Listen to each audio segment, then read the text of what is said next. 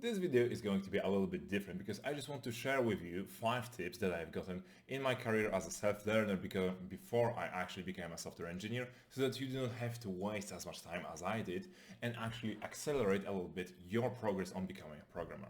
So my first tip for you is going to be have a concrete goal in mind, right? Because at this point in time, there are so many technologies. There is JavaScript, there is frontend, there are frameworks like Vue, like Angular, Python, then you got Java, you got C++, you got so many languages and so many frameworks, so that it's very, very hard to actually get to know to a specific one and get to know what it's there actually, right? Because at the beginning, of course, it's going to be very, very hard for you to think like a programmer, and you will need to focus on most likely one thing so that you don't have this split minds trying to learn things in JavaScript, then in C++, then something in Python, right? So try a little bit of everything, but don't go deep dive into a language that you do not yet understand. Don't buy all courses, buy all books into a language that you are not 100% sure you want to invest your time in, because it's going to be very, very detrimental for you. My best comparison for that is that whenever you are getting your driver's license, actually, you're not really driving a car and a motorcycle at the same time, right? You first get one of the other, most likely a car, driver's license, and only then you get a motorcycle. Why? Because it's easier.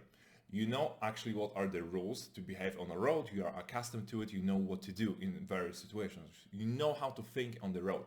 But then when you get into a motorcycle, you already know what to do.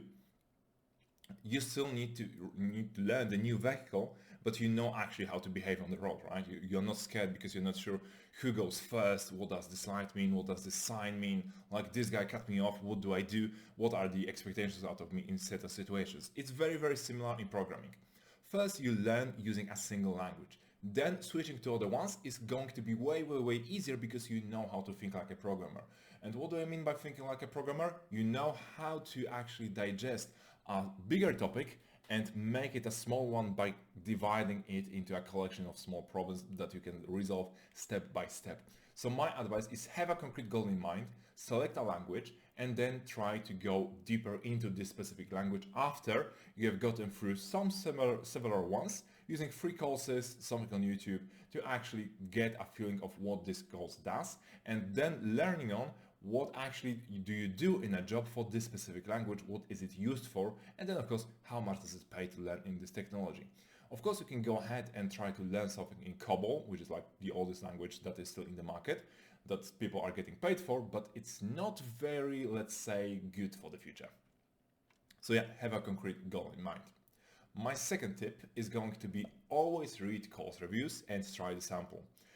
I have gone through this trap on Udemy, on all the course sites, that I have just gotten through all courses. Like I'm just going to become a Java developer, I'm going to read through everything, get every course, and 99% of the courses are unfortunately not very good, and they always talk about the same thing, the basic is not good, or for example, I have bought a course for like 300, 500, and then I'm like, I don't like the voice of the guy, like his status, I don't really like it, it annoys me, and it really, really bugged me, and I essentially have wasted all this money and all the time that I've spent on this course. So it was super annoying for me to actually go into this loop and try and not get anything out of this course. So it's very, very important to read the reviews, more than one review, and try not to read the 5-star ones. I would recommend reading the bad ones so that you know actually what is the pain points, right? And not the people that are actually super satisfied from this course. So it's very, very important to first try, then spend your money.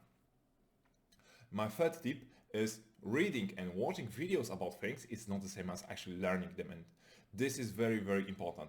I've spent like 6 months of just reading books, watching videos, and trying to learn stuff by just watching and reproducing what the guy on the course was doing, which really wasn't paying off a lot, let's be perfectly honest, right? I just knew how the things should work, but I didn't really know how to do it myself.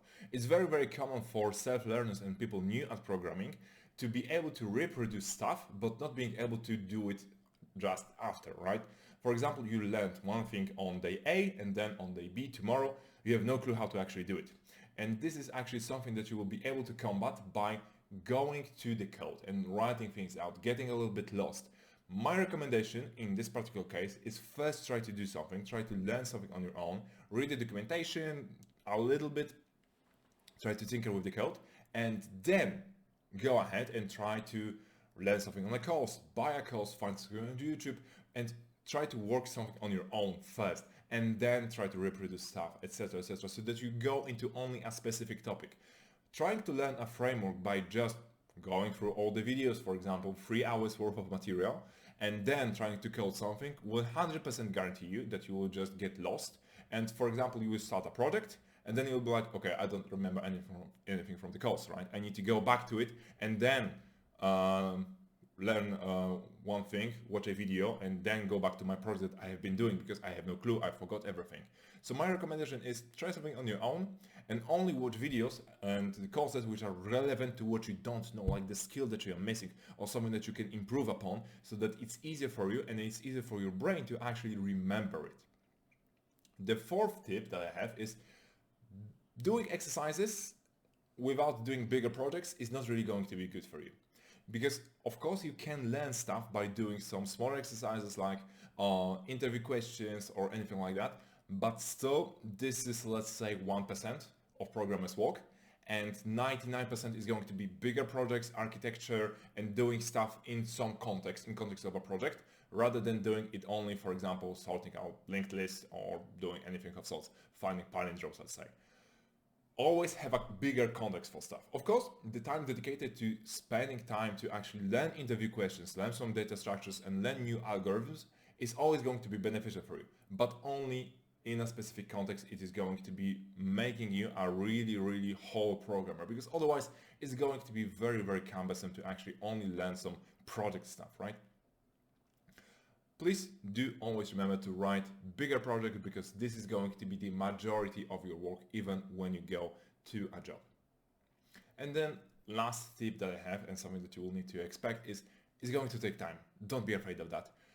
For me, it took me around 18 months while I was still going to college and I was learning how to code without any sort of a plan or anything of sorts. And as I have just said, I have procrastinated for 6 months, just reading things and watching videos and falling asleep in front of a PC and browsing through Facebook, right? So my recommendation is, it is going to take time. Don't be afraid to give yourself the time. Spend some dedicated time every day, because it's always better to do it day by day, even hour by hour on daily basis is going to give you much more leverage than just going through on the weekend for 10 hours and then forgetting it for the next 5 days and then relearning everything back on the next weekend, right?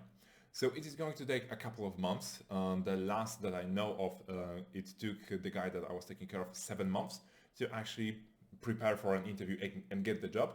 So prepare yourself for around 6 to 12 months, I would say, at least, if you want to become a programmer and change your life. But I would still say it's worth it, but you need to set proper expectations so that you don't get frustrated and don't give up on yourself, right? So to sum it up, have a concrete goal in mind, always read course reviews and try the sample. Reading about things is different than actually doing them, and only read stuff and watch stuff if you already have a context for it. Doing exercises only without bigger projects is going to get you nowhere, and it's going to be time. So it's going to be taking time. Don't be afraid of that, and really do allow yourselves to get lost, to be a little bit wonky in the stuff that you write, because you're just learning, right? Programming is very hard at the end of the day. That's why it's so lucrative and so much money is actually in the programming space. But if you do allow yourself that and you follow those tips, and of course many others, because this is just a snippet of all the things that you need to take care of if you want to learn programming, then I'm sure that you will achieve success. So with that being said, thank you very much. I wish you good luck and see you in the next video.